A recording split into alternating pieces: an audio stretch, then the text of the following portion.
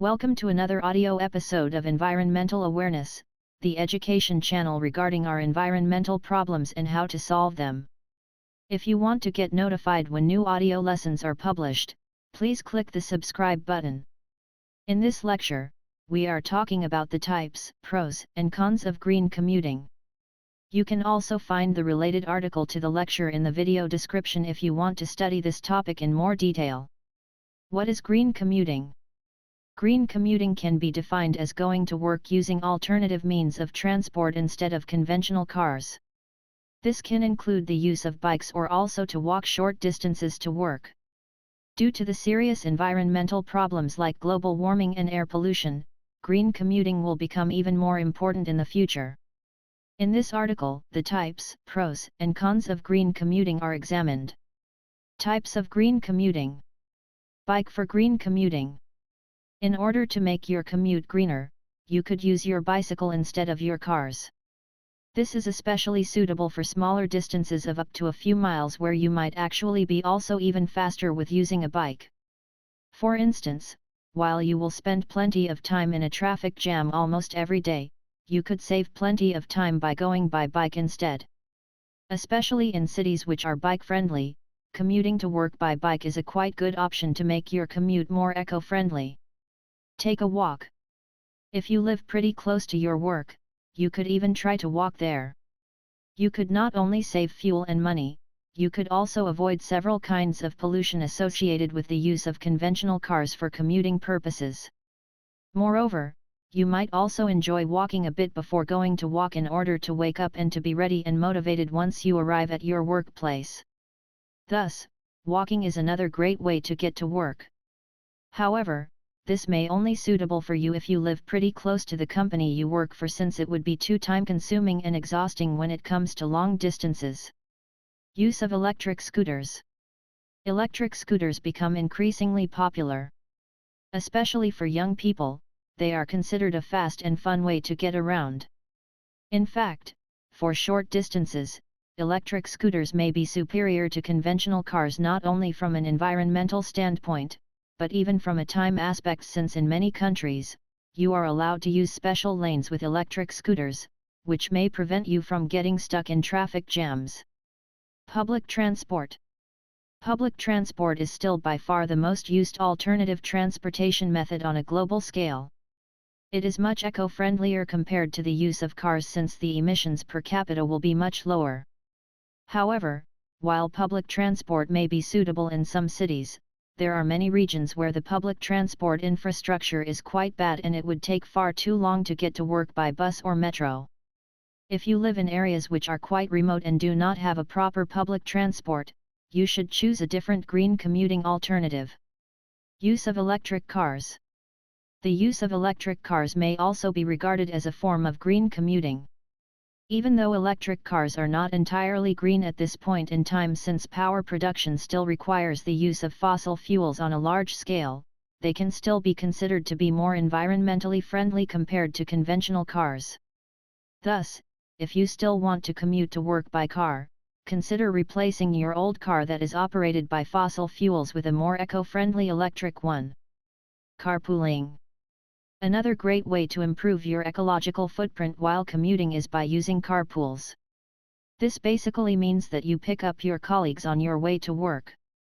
By doing so, the negative environmental impact per capita of using a car can be lowered, since more than one person can be carried with one car. Thus, the use of carpools can make commuting much more efficient. Moreover, another advantage of carpools is that in some countries, you might also be eligible to use a carpool lane, which may prevent you from getting stuck in traffic jams. Pros of green commuting. Reduction in air pollution. Through green commuting, you can significantly reduce the level of air pollution in your region. Since the use of conventional cars implies the emission of harmful gases into our atmosphere, you could save or even fully avoid those emissions by using an alternative green transport method. For instance, going by bike does not imply any emissions at all. Thus, the next time you wake up in the morning, consider using your bike instead of your car, especially if the distance to your workplace is quite short. Mitigation of global warming.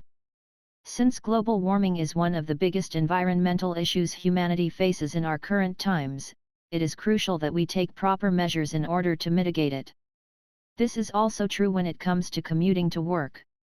Green commuting can significantly lower your greenhouse gas emissions and therefore also slow down the global warming process. Reduction in particle pollution. In many big cities, particle pollution is a big issue.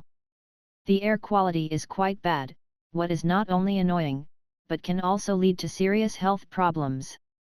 Through the use of green commuting methods, you can significantly reduce particle pollution and also all kind of negative effects related to it. Fighting the acid rain issue.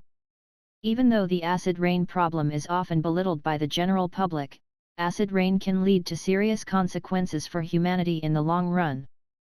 Crop yields can be lowered due to acid rain, and also the local flora and fauna may suffer if our rain becomes too acid. Since the emission of gases from our vehicles is a big cause for acid rain, we can mitigate the acid rain issue by green alternative commuting methods instead of using cars that are operated with fossil fuels. Mitigation of resource depletion. Another advantage of green commuting is that it is also suitable to fight the depletion of natural resources. Since conventional fuels are produced with the help of fossil fuels like oil, the use of conventional cars also implies the use of fossil fuels. However, at one point in time, our fossil fuel reserves will be depleted and industries that still rely on fossil fuels might be in serious trouble. Thus, by using green commuting methods, you can also protect our natural resources from depletion. Lower levels of noise pollution. Noise pollution is another big issue, especially in big cities. You can also contribute to less noise pollution by using alternative means of transport instead of using your car. For instance, going by bike does not imply any noise pollution at all. If you live too far away from your workplace, you could also consider to use electric scooters or even electric cars. Even though they are not entirely green ways of commuting, they are still better in terms of the environmental impact compared to the use of conventional cars. Fighting habitat destruction. The use of fossil fuels also implies serious levels of habitat destruction. In order to be able to extract large amounts of fossil fuels out of the ground, large areas of land have to be used that will no longer be a suitable habitat for animals and plants. Thus, by going by bike or by using alternative transport methods instead of conventional cars, you could also save our natural habitats and also fight the endangerment and extinction of species. Reduction in deforestation. The extraction of fossil fuels out of our planet not only implies serious habitat destruction, it often also implies serious levels of deforestation. Some crude oil reserves are located deep in the ground below large forest areas. In order to be able to recover those reserves, many trees have to be cut down. This further contributes to the global warming issue, since trees are a natural carbon dioxide storage space and deforestation leads to the emission of large amounts of greenhouse gases into the atmosphere. Thus, by using green commuting practices, you could not only save our forests, but also mitigate the global warming issue. Preservation of the ozone layer. Our ozone layer protects our animals and plants and also us humans from excessive sun exposure. However, the emission of harmful gases due to the use of vehicles that are operated by fossil fuels contributes to the depletion of the ozone layer. If the ozone layer becomes depleted, we would suffer from serious health issues like increasing chances for skin cancer. Thus, it is crucial that we help to preserve the ozone layer by avoiding the use of cars and by commuting in a green manner. Could make the gym redundant. You could not only protect our environment through green commuting, some forms of green commuting might also be rather exhausting. However, this might be a good thing since you may no longer have to go to the gym. Imagine going by bike to work every day. If you go by bike for a few miles, there would be no need to sit on a cross trainer in the gym anymore since you already completed your daily fitness routine by going to work and back home by bike. Less smog. Through green commuting, you could also reduce the level of smog in a city. Especially in big cities, while everyone goes to work by car, there is often a big cloud of smog settling over the city. Some cities even had to react since regulatory limits had been exceeded. In some cities, cars aren't even allowed to enter the inner city if they emit too much emissions. Thus, smog is a big issue, and you could contribute to a reduction in smog by using alternative means of transport instead of your car. Reduction in health issues. The air and particle pollution that is implied by the use of conventional cars can also cause serious health issues. People in big cities are especially at risk for pulmonary disease like asthma or lung cancer.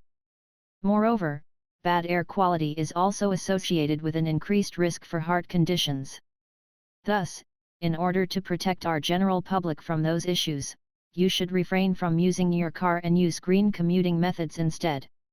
Economic upsides.